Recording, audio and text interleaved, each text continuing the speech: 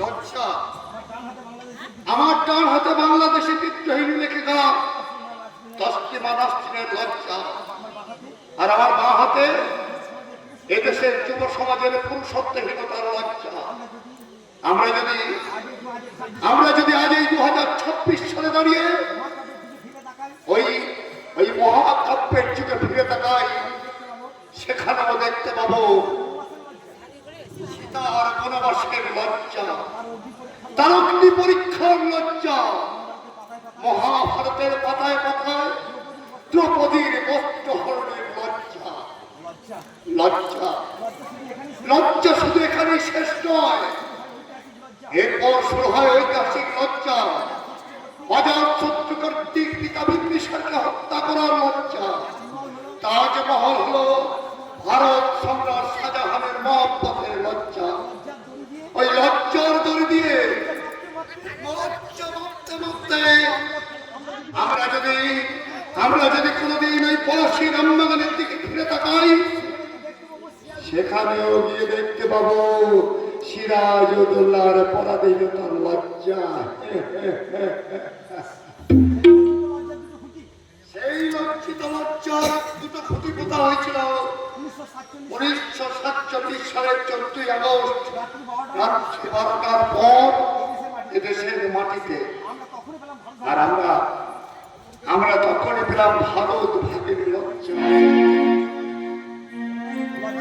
লজ্জা রে, তোর সজ্জা কত দুঃখ পেরিত, তোর মাথার বালিশটা সম্পদের কথা পালে দিয়ে থাকা, তোর বাস বালিশটা পাঞ্জাব থেকে পশ্চিমবঙ্গ পর্যন্ত লম্বা, বিছানার চালকটা সারা পশ্চিম বাংলার মাটিতে পাতা।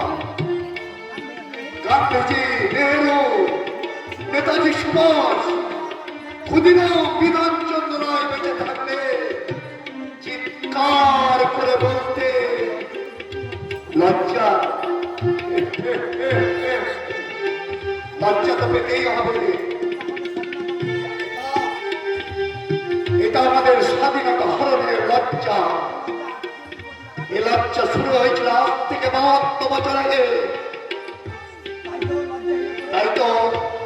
তাই তো লজ্জাহীনা করে ঝিলিককে নাট্যকার পাঠিয়েছে ওই দেশপ্রিয় রায় চৌধুরীর বাড়িতে। আমাকে দীর্ঘ 8 বছর করে থাকতে হয়েছে, কিন্তু কারণটা কি? নানা কারণটা আমাকে বলতে বারণ করে দিয়েছে নাট্যকার ভৈরবনাথ বন্দ্যোপাধ্যায়। কারণটা এখন আমার পাওয়া যাবে না।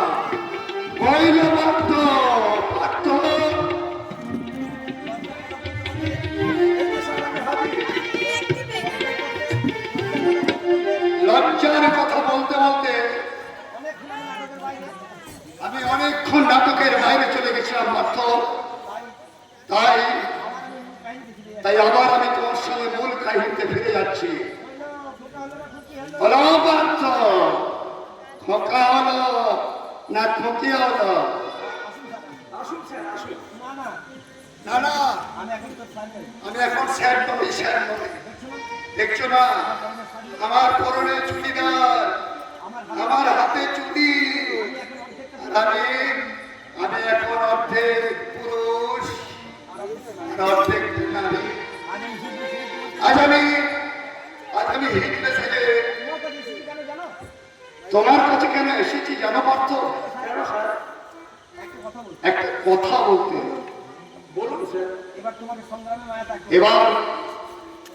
এবার তোমাকে সংগ্রামের মায়া ত্যাগ করতে হবে। হ্যাঁ, ওই সংগ্রামকে আমি চৌধুরী বাড়িতে পাঠাবো। সংগ্রাম সেই পাপ পুরি থেকে কি করবে? চাকরির কাজ করবে, জুতো গুলা পালিশ করবে, সকলের চোখে ফাঁকি দিয়ে জাদু আসছে তোমার সঙ্গে কয়েকটা কথা বলতে। তুমি কিন্তু মনে মনে তৈরি থেকে বাধ্য। কি হালা খোকা হলো কি হলো না না না, আমি সংগ্রামকে কিছুতেই আমার বুক থেকে সরাতে পারবো না। চাপাতে থেকে 8 বছর ধরে লালন পালন করছে। চাপাতে মনে মনে তার মা হয়ে গেছে। না না না না, এ হতে পারে না, এ হতে পারে না। আমি হয়তো বাড়ি ফিরে গিয়ে দেখবো চাপাত সংগ্রামকে বুকে নিয়ে পরিপূর্ণ শান্তিতে ঘুরোচ্ছে। আমি কি সেই মুখ থেকে তাকে কেড়ে নিয়ে আসতে পারবো? আমি কি বলতে পারবো চাপা, চাপা তোমার মুখ থেকে আমাদের সংগ্রামকে নিয়ে যেতে দাও, সংগ্রামকে নিয়ে যেতে দাও, ওকে যে তোমায় ভুলতেই হবে। না না না, এ কথা আমি গিয়ে আমাকে বলতে পারবো না। আমাকে কিন্তু আমাকে যে বলতে হবে, কারণ সংগ্রাম যে অন্ধ মায়ের একমাত্র প্রদীপের সন্তান। হ্যাঁ হ্যাঁ হ্যাঁ, আমি বলবো, আমি নিশ্চয় বলবো চাপা, সংগ্রাম তোমার ছেলে না, ওকে তোমার মুখ থেকে আমি কেড়ে নিয়ে যাব। ওকে যে যুদ্ধ করতে হবে, যুদ্ধ।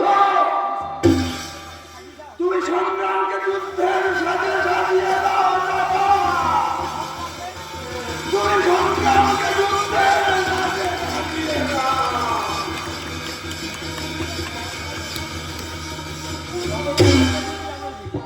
রঙের বিবি দিদি জামাই বাবু আমাকে বিয়ালি বৌদি পর্যন্ত মুখে একটাই কথা আমার বলছিলেন, সেটা কি রঙের বিবি। আমি আজই বাবাকে জিজ্ঞেস করবো কেন কেন কেন গোটা বাড়ির লোক ছেলেকে রঙের বিবি বলেই কেন কেন কেন রঙের বিবি বলবে না তো কি বলবে? সরস্বতী না দেবী অন্নপূর্ণা? বাবা, আমার বলছিলে অন্নপূর্ণাও নয়, সরস্বতীও নয়, সে একটা প্রতিবাদিনী মেয়ে। সে অন্যের বিরুদ্ধে যুদ্ধ করতে জানে। যুদ্ধ করে আমি বের করে দেবো স্বামী। সে এখন ওই দেশপ্রিয় রায় চৌধুরীকে চেনে না। চিনেছে সে তোমাদেরকে ভালোভাবে চিনিয়েছে, আর সেই সঙ্গে আমাকেও চিনিয়েছে। তোমাদের একজন আর একটা চরিত্র। কত বড় বাজে কথা বলেছে, অতি বড় বাজে কথা বলেছে। এই যে প্রশান্তদা, আজ আবার কি মনে করে আমাকে লাভ ক্ষতির হিসাব শিখাতে দেখি? 8 বছর ধরে থেকে পড়াশুনো করে আমি তোমাদের প্রত্যেকের চরিত্রকে ধরে বুঝতে পেরেছি। তাই বারবার তোমাদের চালাকি তোমাদের করতে আমি রাজি নই। বলিনি, এখন অনেক কথাই বলিনি, আসল কথাও তো এখন বলিনি, তবে খুব শীঘ্রই তোমাদের কথা আমি প্রকাশ করবো। জামাইবাবু, আমাদের বিজনেসের সমস্ত হিসেব পত্র আমি নিজের হাতে দেখে নেব। অবিশ্বাস করি, কিন্তু আমি করি না, ওকে আমি সম্পূর্ণ বিশ্বাস করি। আরে যার শেষ বিশ্বাস দেওয়ার বয়স হয়ে গেছে, সে বিশ্বাসের কথা বলে।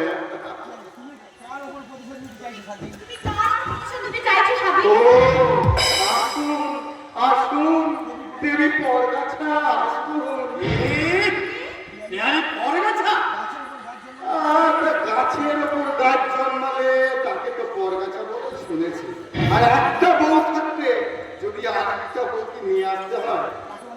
তাকে পরগাছা ছি বলতো? ছি ছি ছি ছি তোমার মুখে আমি ইজ্জত শুনলাম। আমি পরের মেয়ে, আমার নতুন বইয়ের চরিত্র নিয়ে ওরা সমালোচনা করতে পারে, তাই বলে তুমি তোমার বোন ভক্তিপতি এমনকি দু নম্বর বড় বৌদিকে তুমি এইভাবে অপমান করবে? আই হেট ইউ, আমার ঘৃণা লাগছে, ঘৃণা। ক্ষমা চেয়ে নাও বাবা, বোন ভক্তিপতির কাছে তুমি ক্ষমা চেয়ে নাও। না, এদের কাছে ক্ষমা চাওয়া আমার পক্ষে সম্ভব নয়। তুমি একটা মানুষ নাও, তুমি অমানুষ। আমি কেউ বৌমা, বাবা, বাবা বিশ্বাস করুন, ও আসলে খুব ভালো ছেলে, ও খারাপ ছেলে নয়, ও খুব ভালো ছেলে। বাবা, ওর হয়ে আমি আপনাদের সবার কাছে ক্ষমা চেয়ে নিচ্ছি। আপনারা বিশ্বাস করুন, ও খুব ভালো ছেলে। আসলে কি বলতে কি বলে দিয়েছি, ও খারাপ ছেলে নয়। ও তোর থেকেও বাবা, ঠাকুরজি ঠাকুর জামাই, আপনি ওকে ক্ষমা করে দিন। বিশ্বাস করুন, ওকে বলতে কি বলে ফেলেছি, আসলে ও খারাপ ছেলে নয়। না, ও তোমার থেকে অনেক খারাপ।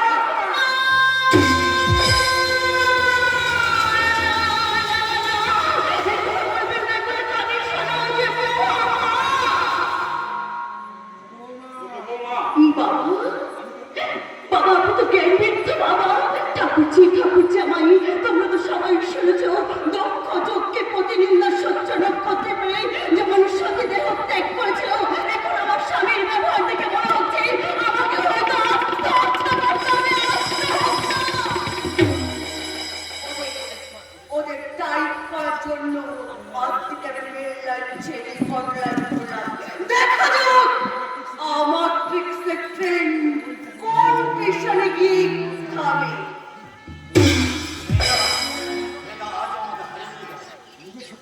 নিজে ছোট হয়ে সে আমাদের সকলকে ছোট করে দিয়ে গেল। পিয়ালি ছেলে কাঁদতে কাঁদতে এবার থেকে বেরিয়ে গেল। ছেলে যেমন স্বাধীনতা কবজা করতে পেরেছে, তেমনি তুমি তোমার স্বামীকে 7 বছর ধরে কবজা করতে পারলে না কেন? পরবর্তী আপনি বাকি কথাটা তুই ওকে বলে দে। ননদই বৌদিকে কত শেখাবো। শোনো, আমি যা বলছি সে কথাগুলো তুমি মন দিয়ে শোনো।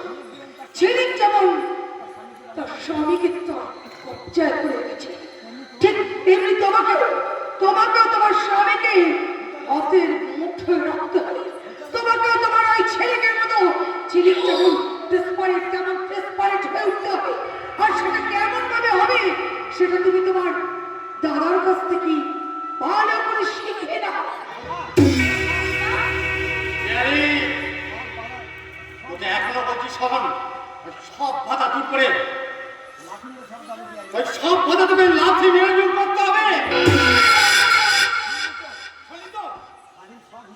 স্বাধীন সব হিসাব নিজের হাতে রাখবো বলে কেমন ভয় দেখি গেল। কেমন করে হোক তুই তোর স্বামীকে বস করে আমার লাইনে এনে দে, নাহলে তুমি ভাই এক হয়ে গেলে আমাকে সব চক্র ব্যর্থ হয়ে যাবে। বিপ্লব আসছে, তুই তোর কাজ শুরু করে দেব। হেরে যান, ভালো হওয়া চাই। আমি চললাম। ঠিক আছে দাদা, ঠিক আছে। আজ থেকে আমি নতুন করে সব শুরু করবো। আমি আমার যৌবনের পাপড়ি মেলে ধরবো ওই বিপ্লবের কাছে। আজ আজ আজ বিপ্লবকে আমি দিশাহারা করে দেবো। আজ আর আমার কাছে বিপ্লবকে খাবার দিতেই হবে, দিতেই হবে। আলপনা, আলপনা।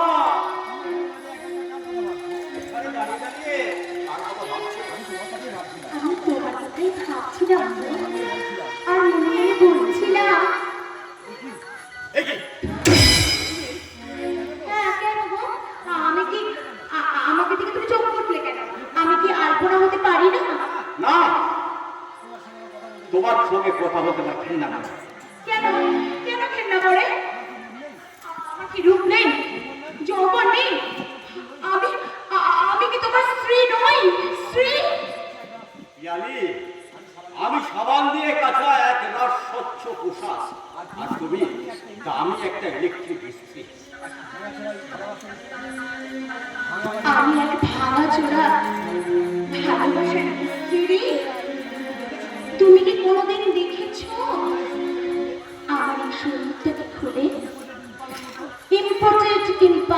মতন আমি ঝকঝকে তকতকে, আর তোমার ওই ভাঙা পুরনো গাড়ি, তোমার ওই কানের কাছে দেখেছো কোনো ভালোবাসা পেয়েছ? আমি এই মন তোমাকে চায়, কাশ্মীর তুষার ছায়া, চলো যাই এখানে নয়, চলো যাই এখানে নয়। কি হলো, কি হলো, তুমি ঘুমাবে না? ঘুম পাচ্ছে না। এই মন তোমাকে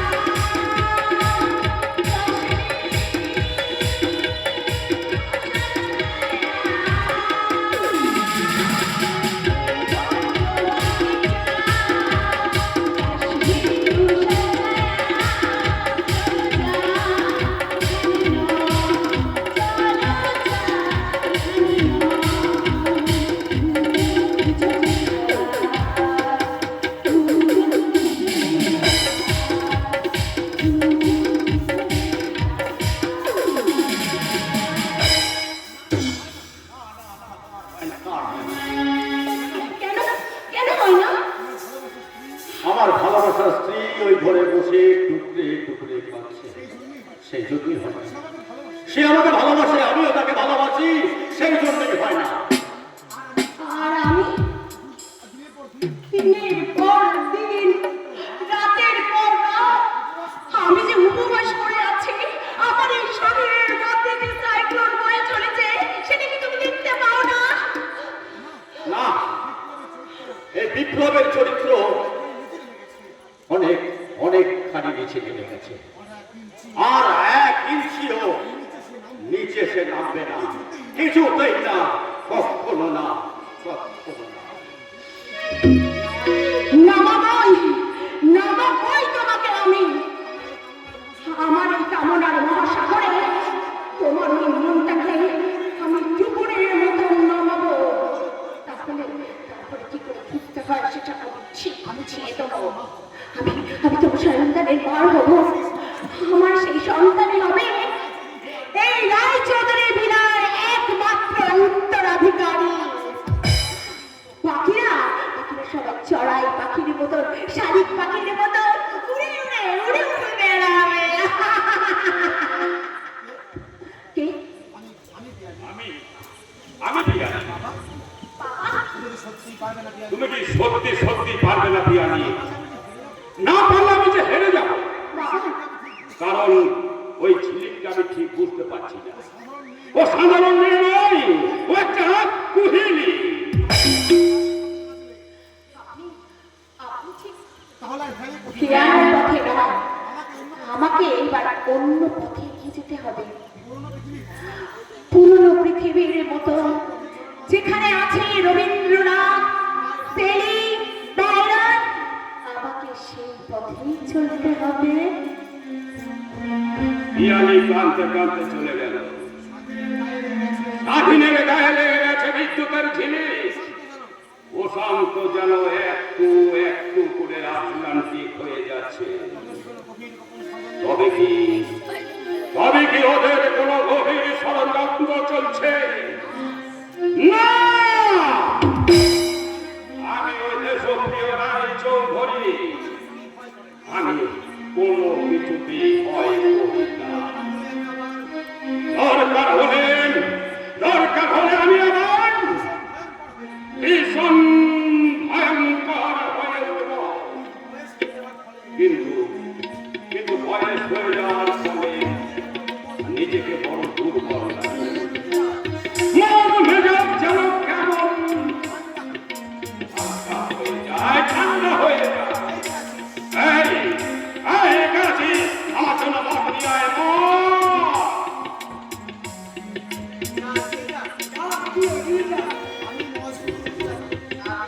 মন নিয়ে এসেছি দাদু।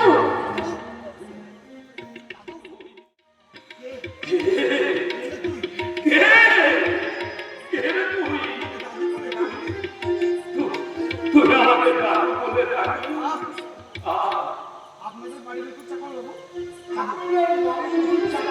আপনার খাই খাওয়া শোনার জন্য আপনার ভাই ফরমাস লেখার জন্য আমি ওকে নিয়ে এসেছি। আমি ওকে নিয়ে এসেছি। বাহ, ভালো করেছিস। ও ভালো করেছিস। আমিও ভাবছিলাম আমার নিজের কাজ করার জন্য এইরকম একটা বাচ্চা ছেলে হলে খুব ভালো হয়। ঠিক সময় আমি ওকে আমি ওকে আপনার কাছে আমার কাছে নিয়ে এসেছি। বাহ, বাহ, তোর অনেক অনেক বুদ্ধি হয়েছে রে চান্দু। ক্লাস 4 পর্যন্ত করে এত বুঝি। আর আমার দুটো ছেলে এত লেখাপড়া শিখে তারা বাপের মনের কথা বুঝতে পারে না। তা কিন্তু আগে বাবু একেবারে বিদ্যে আমার কম হলে কি হবে? বিদ্যে আমার কম হলে কি হবে? আপনাদের মতো দুই সদর মানুষদের সঙ্গে থেকে আমার বুদ্ধিটা বেরিয়ে গেছে। আরে ঠিক আছে এখন থেকে না তোর মায়ের আমি বাড়িয়ে দিলাম। বাবু, আপনার দয়ার শরীর এই যে, এই দাদুকে প্রণাম করাচ্ছি, প্রণাম করো। থাক থাক থাক দে দে। এবার আমাকে মত দে। আমি যাই।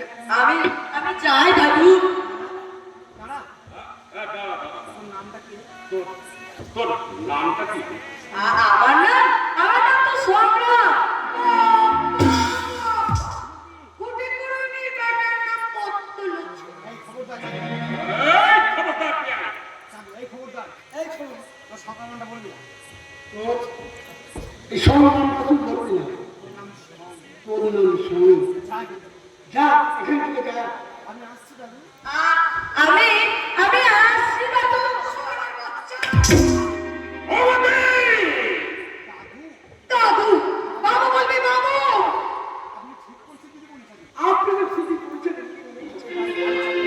এই বাড়ির চাকর হয়ে দাদু বল। আরে উনিকে বলা হলো। ওসব চাকর বাকর ওসব চাকর বাকর তো তুমি একদম লাই দেবে না বাপি। লাই দিলে ওরা মাথায় উঠে পড়বে। আই শোন, বাপের কাজ হয়ে বাপির কাজ হয়ে যদি আমার ঘরে আসবি, আমি তোকে ভালো করে শিখিয়ে দেবো। এ বাড়িতে তুই কার কথা শুনবি আর কার কথা শুনবি না। বাবু, ওরে না, বাবু নয়, বাবু নয়। তুই সবার সামনে তুই আমাকে বাবু বলে ডাকবি।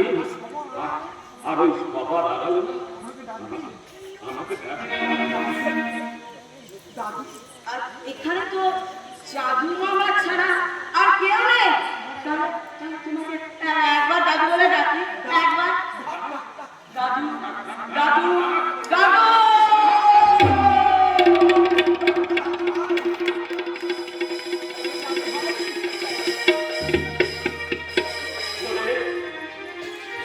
ওরে দাদু ভাই,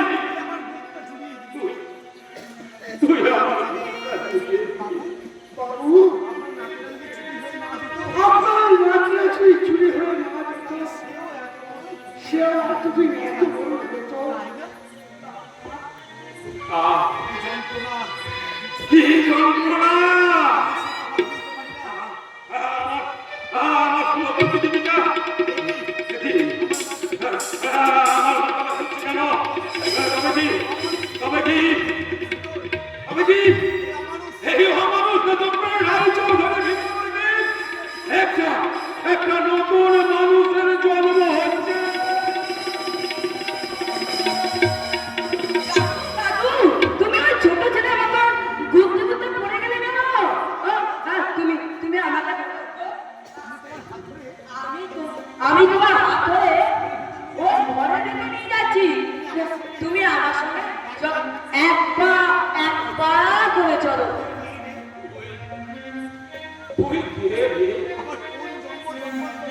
আমার কোন জন্মান্তরে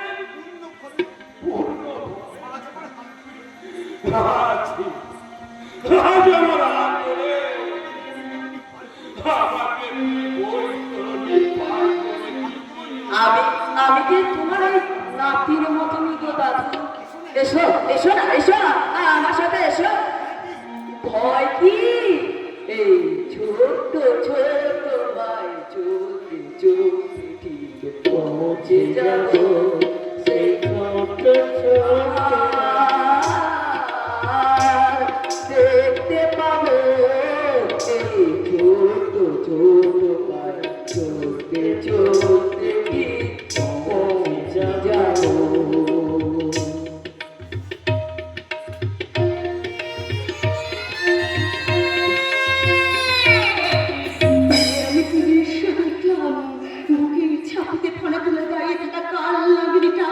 আস্তে আস্তে মাথা নামাতে চাইছি, না